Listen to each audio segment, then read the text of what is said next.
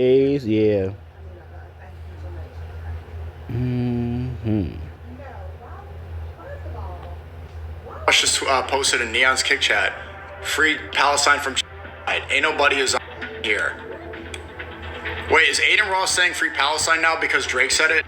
Guys, I know obviously the Palestine war is absolutely ridiculous, and any innocent life being taken from us, it needs to just stop. Straight up, bro. Hey, I don't know what he's talking about half the time. I don't know what he's talking about right now. Dana White is commentating, and I want to be like, hey, does anyone here want to ask why I'm banned from the UFC? No, I think Dana White's a dude. The other day, Adin Ross was hanging out on Neon Stream when the comment section suddenly turned heated. Some viewers started calling him out, and Adin fired back with a response that instantly grabbed attention. He wrote, "Free Palestine. Ain't nobody a Zionist here." That message quickly spread across social media, and not long after, his friend Sneako jumped in with a response of his own. Ross just posted in Neon's kick chat. Free Palestine from ain't nobody is on here. Wait, is Adin Ross saying free Palestine now because Drake said it? Is Adin Ross saying it because Drake said it on Iceman? Also, do you see the clear words here? Free Palestine from. It's clear linguistic trickery, dude. You don't free it from. That's like saying free the guy who got from the bullet. No, it's the guy who pulled the trigger. Are you what? Arrest that bullet. It's like arrest that bullet now. Put that bullet in cuffs. No, get the guy who from genocide. No, from the Jewish of the say it. No way he's like, hold on, okay. This whole situation feels a little over the top, especially considering where Sneako and Adin Ross once stood. Not that long ago, Sneako openly called Adin one of his closest friends in the streaming world, and even gave him credit for being one of the few people who truly supported him when things got rough. Back when Sneako was trying to recover his YouTube channel after being banned for more than 2 years, a lot of people believed he would never get it back. I got banned because his name is Sneako. Because he's sneaking somebody's yard and gets shot, yo. Ooh, that was funny. Even Sneako himself seemed unsure if it would ever happen. But on October 10th, 2025, he spoke about Adin Ross in a very different tone. Shout out to Adin Ross. No, he talked too much. Big shout out to Adin Ross. Shut the heck up, please. Has always been supportive. He was there. We first started collabing when I was still on YouTube, and always stuck up for me. Was always there, vouching for me, and that means a lot. I haven't been ready to go get a He's shower. a real one, and I'll never forget that. I had work today. I wasn't sitting home That's the type of stuff that you don't forget. I remember that. I was at. And I know how much I had hurt him when he was banned on Twitch. That. Like it could relate to that pain, you know. You could clearly see Sneako was emotional at that moment. At the time, he was streaming over on Party, and honestly, he was carrying that platform hard. Wherever Sneako goes, he tends to pull massive attention, and even critics admit the guy works nonstop as a streamer. Who did with Donald Trump? That is so disgusting. That is what makes this whole exchange with Adin Ross feel strange. Sneako once spoke highly of him, but now he is throwing out sarcastic comments like free who from what? It comes off more like a joke than a serious response, but a lot of people looked at it sideways. Just hearing free Palestine should already tell you the point being made, especially when it is coming from someone with Adin Ross's level of influence. And that is the bigger reason people paid attention to Adin's comment in the first place. Realistically, he does not gain much by saying it publicly, but he potentially risks a lot by doing so. That is why some viewers were surprised he even posted it at all. Then people started joking, saying, "Oh, so you waited for Drake to say it first?" Whether that was serious or just internet humor, the conversation kept growing. But this was not even the first time Adin had touched on the topic. If you go back to a clip from September 11, 2024, he had already spoken about it directly. Guys, I know obviously the Palestine war is absolutely ridiculous, and any innocent life being taken from us, it needs to just stop. Straight up, bro. Like it's absolutely ridiculous. My boy Iraq is Palestinian, right? You guys know Iraq or the streamer, and I feel for him and his people, and it's absolutely ridiculous, and it's gotta go. It's gotta go. The genocide, and, you know, it's gotta stop, bro. It's gotta stop. And when will it stop? And you guys gotta understand this. I understand what Trump said about it, but you guys gotta understand. Kamala is she has people in office that are also pro. So you guys gotta understand that's just America. But one thing I will tell you is this. All innocent lives need to stop dying. They just need to stop, especially like literally people that are just minding their own business. It's ridiculous. It's ridiculous. I know Iraq. It's been going on for years and years and years. But Iraq, just know this. I'm Jewish, you're Palestinian, and just know that you are my brother. Because, listen, man, people are greedy over land, Iraq, you know, but I'm sorry, Adin's talking. I just zone out. No, Iraq, I'm giving, man, and you know, I feel bad. I feel for you, bro, and I love you, man, and that, bro. All that shit, bro. Bro, I just wish people would just have my heart. Because I would just say, what's mine is yours, and let's all be together, and let's all, What makes this situation even more complicated is that Adin Ross is somebody who actually has a lot to lose, both business-wise and relationship-wise, by speaking on topics like this.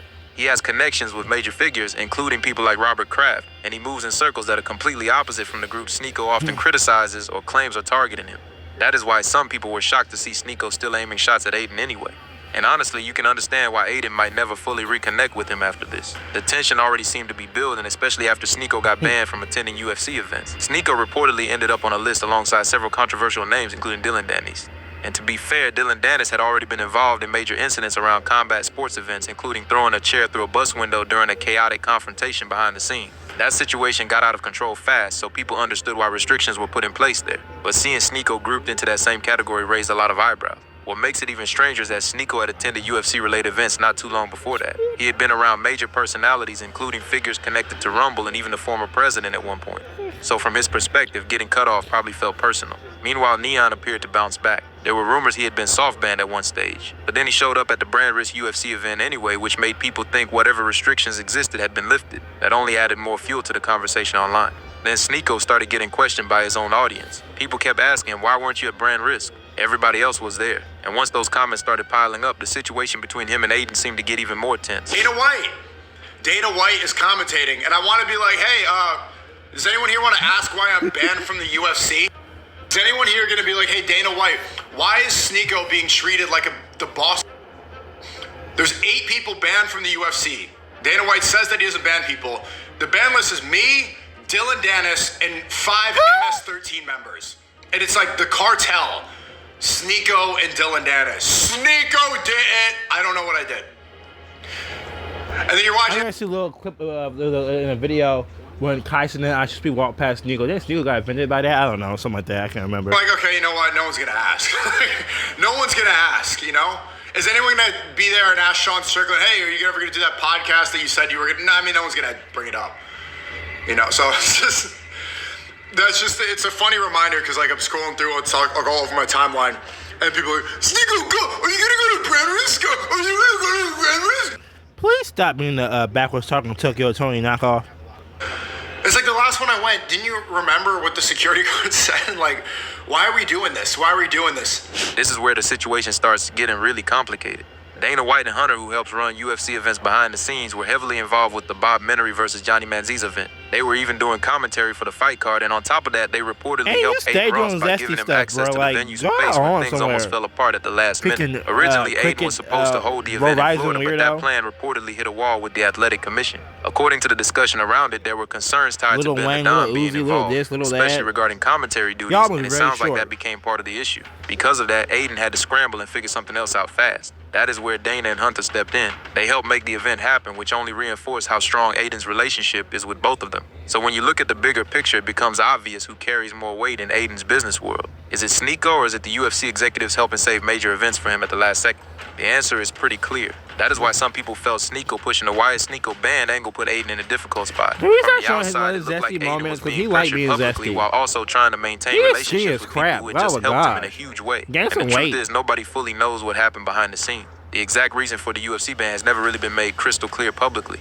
Even with all the speculation floating around, there are still a lot of unanswered questions. Personally, I do not think Sneako should be banned from UFC events either, but the situation clearly became bigger than just internet jokes or live stream drama. And that is why this whole fallout feels less like random internet drama and more like a clash between loyalty, business, and public pressure. On one hand, Sneako probably feels isolated after losing access to major platforms and events he used to be around regularly. On the other side, Adin Ross is trying to maintain relationships with some of the most powerful people connected to combat sports and streaming entertainment. That balance gets tricky fast, because once somebody publicly questions why they were banned, especially during a major event tied to UFC connections, it instantly puts everyone around them in an awkward position. Nobody wants to answer a question like that live in front of thousands of viewers, especially if the details are private or tied to internal decisions behind the scene. And the audience definitely noticed the shift. A lot of people started comparing how Sneako used to speak about Adin with how he talks now. Before, it was all respect, appreciation, and gratitude for someone who stood by him during difficult moments. Now, every interaction feels layered with tension, sarcasm, or subtle shot. At the same time, some viewers still understand Sneako's frustration.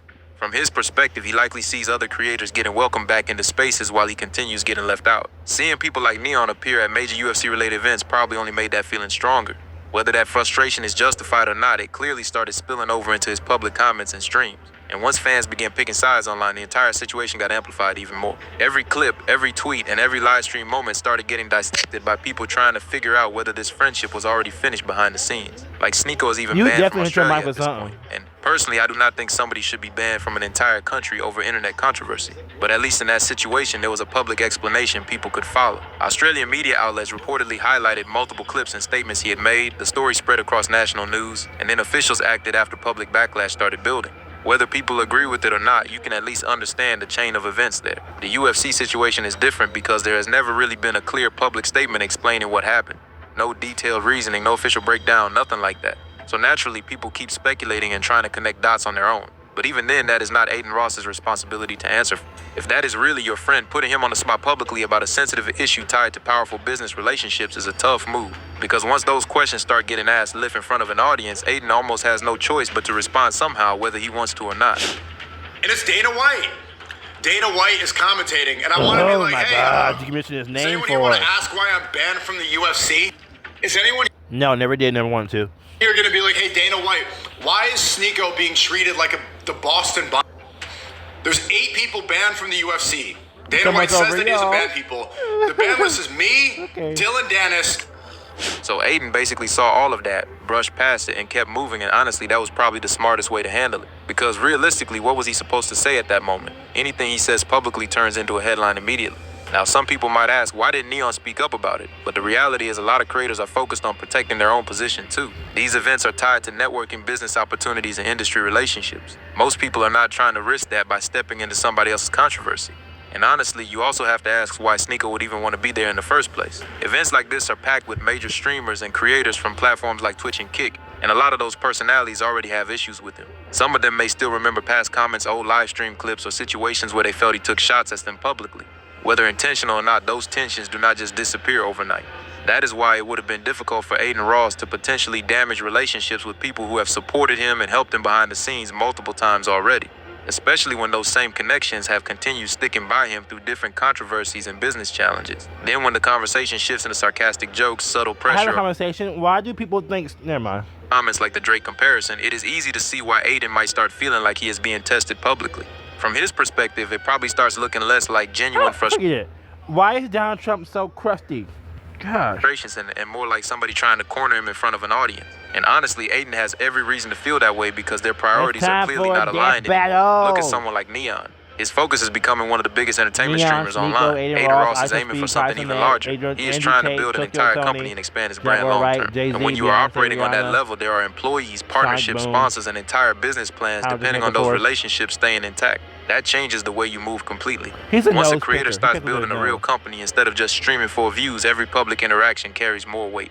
One bad decision, one unnecessary conflict, or one comment taken the wrong way can affect partnerships, investors, future events, and the people working behind the scenes. So while viewers might look at this as simple streamer drama, Adin is probably viewing it from a much bigger perspective. He cannot afford to react emotionally every single time somebody throws a jab at him online, especially when those comments involve people connected to major business relationships or organizations like the UFC. And that is why him ignoring certain remarks actually says a lot. Sometimes staying quiet is the clearest message possible. Instead of turning the situation into a public back and forth, he chose to move past it and keep focusing on the bigger picture. Meanwhile, Sneako seems to be operating from a completely different mindset right now. A lot of his content and public comments lately have felt more confrontational, almost like he is pushing against industries, creators, and platforms he feels have excluded him. That approach definitely connects with a certain audience, but it also creates friction everywhere he goes. At some point, those two paths were bound to clash. One side is trying to expand into larger mainstream business spaces, while the other is leaning harder into opposition against those same systems and people. Even if they were once close friends, it becomes difficult to keep that relationship balanced when both people are moving in totally different directions online and professionally. A lot of people also forget how many moving parts are connected to Adin Ross now.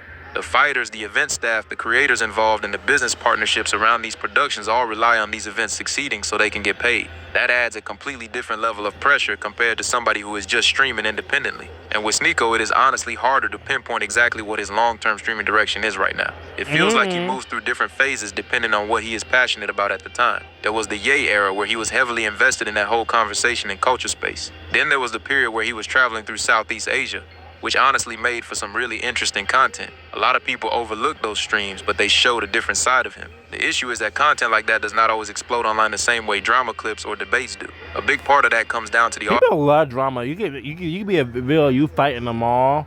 Give it some time, and you find people who watch it. It will go viral. I say let's averagely. I don't know how long. Averagely, I don't know.